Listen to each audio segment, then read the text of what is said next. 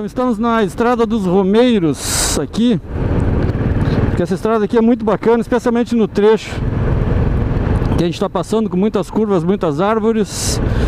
Muita gente vem aqui dar um belo passeio. Ponto negativo aqui, infelizmente, temos o rio Tietê totalmente poluído.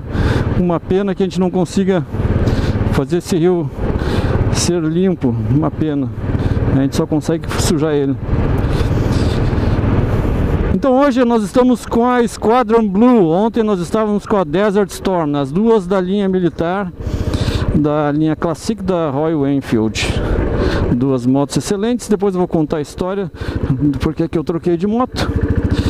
Vai ficar para um próximo capítulo. Por enquanto ainda estamos testando aqui e já deve ter feito agora mais de 300 km rodados em cima de uma Classic.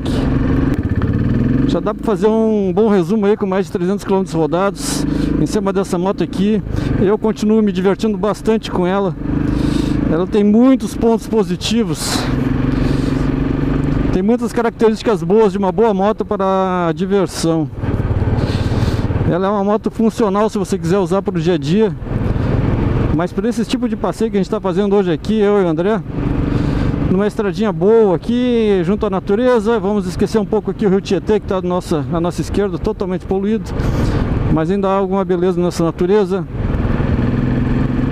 Essa moto aqui está num ambiente perfeito para você desopilar, desestressar, para ficar bem relax aí.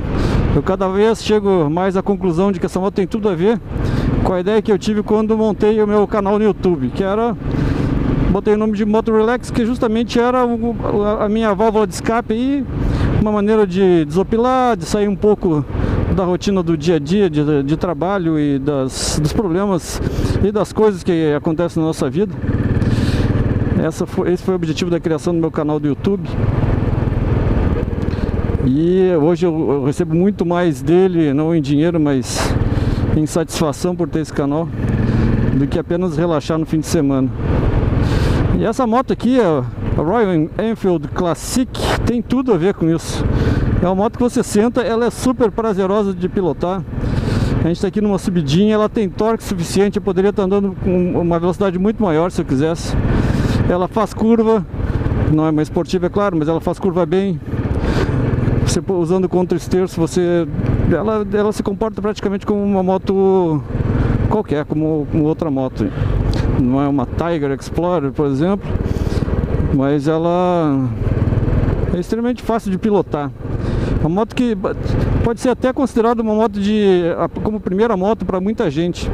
Se a pessoa já tem algum bom conhecimento, tem uma boa habilidade de pilotagem, uma boa habilidade nata de pilotagem, que é o que acontece com muitas pessoas, essa aqui poderia inclusive ser a primeira moto dela, porque ela é dócil, ela tem um torque forte, se necessário, ela anda bem, ela faz tudo que qualquer outra moto faz aí na casa dos seus 250, 300 cilindradas. A única coisa é que ela não tem uma velocidade final muito mais alta do que uma 250, por exemplo, ou uma 300 cilindradas. Mas são motos que não tem nada a ver com ela. A proposta da Royal Enfield é completamente diferente. E essa moto aqui é a única coisa que eu posso dizer que eu recomendaria para meus bons amigos, com toda certeza. Vamos falar um pouco das características, das coisas mais perguntadas aí. Uma das coisas mais perguntadas é a questão da vibração da moto. A maneira como eu estou usando agora aqui, ela não está vibrando praticamente nada. Eu estou aqui a 60 km por hora. A vibração vai acontecer quando eu acelerar agora. Agora ela começa a vibrar. Então tem uma relação entre a aceleração, a RPM, a velocidade, alguns fatores que fazem ela vibrar mais ou vibrar menos. Então você consegue manter ela por um longo período, se quiser, com uma vibração mínima.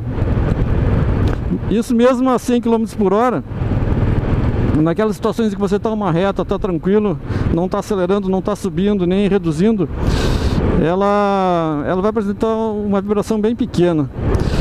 Mas eu sempre tenho que fazer a ressalva que a questão da vibração, das sensações em cima de uma moto é uma coisa particular. E eu chego à conclusão que eu sou um cara meio insensível em relação às características das motos, porque eu gosto de praticamente todas as motos que eu piloto. todas as motos, de todas as cilindradas. Quando eu boto um vídeo lá com um test ride, por exemplo, eu vejo muitas críticas a determinado ponto de uma motocicleta. Eu tenho que me esforçar para tentar lembrar e ver se realmente eu senti algum desconforto, alguma coisa ruim em relação àquilo. Eu raramente subo numa moto e não sinto prazer em estar pilotando, em estar me divertindo. Um dia que eu testar uma mobilete, que é uma moto que não vai ter um desempenho muito bom, tem as suas limitações por ser praticamente uma bicicleta com motor, eu tenho certeza que eu vou me divertir também. Mas tento passar uma análise pensando no que os outros pensariam, ou então como achariam. No final das contas eu acabo fazendo umas avaliações de acordo com os meus sentimentos. Por isso eu recomendo nunca tome qualquer decisão em relação à compra de uma moto baseada apenas em uma opinião. Claro que você vai encontrar pessoas que você se sente que se identifica um pouco melhor. Talvez essas pessoas aí pensem mais ou menos parecido com você. Então aí a sua decisão pode ser melhor se você levar em consideração a opinião dessas pessoas. Ó, estamos numa subidinha aqui, o torque dela é muito bom, você não sente nenhuma falta de nada aqui. É um tratorzinho. E esse som dessa moto aqui é muito gostoso, muito bom. Você vai ouvindo um tuk-tuk aqui do motor aqui, das 500 cilindradas desse motor, um pouquinho menos de 500. E tudo isso é uma soma de coisas que vão deixando ela muito prazerosa. Aqui estão no meio da natureza, árvore para lá, árvore para cá, verde, uma estradinha cheia de curvas, a gente vê a estrada ao longe, curvas perto. Alguns aqui buscando adrenalina com as super motards.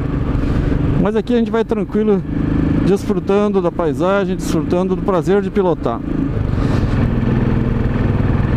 Então a única coisa que eu posso dizer é que eu recomendo. Ela não é uma moto tipo presépio de Natal, cheia de coisa, de enfeites, de penduricalhos. É uma moto simples. Ela foi reduzida à simplicidade dos anos 50 lá. E isso não é uma característica ruim. Apesar dela não ser um presépio, ela é bonita. Ela conserva a beleza daqueles tempos em que faziam motos não ajeitando uma carenagem colorida ou alguma coisa assim, nada contra, mas não existia isso. E eles conseguiam fazer beleza com os ferros torcidos, né? Com a curva que ela tem no quadro, com as curvas que ela tem no quadro, com esse painel aqui, muito bacana. Ela é uma moto de outro tempo e isso aí remete você a estar vivendo um pouquinho de outros tempos. Tempos mais românticos, não necessariamente tempos melhores, porque a gente não viveu esses tempos.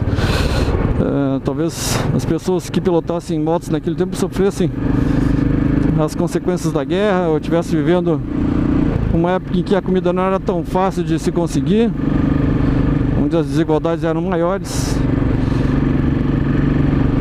Mas com certeza quem pilotava uma moto dessa aqui nos anos 50, nos anos 30, também tinha o prazer que a gente está tendo agora.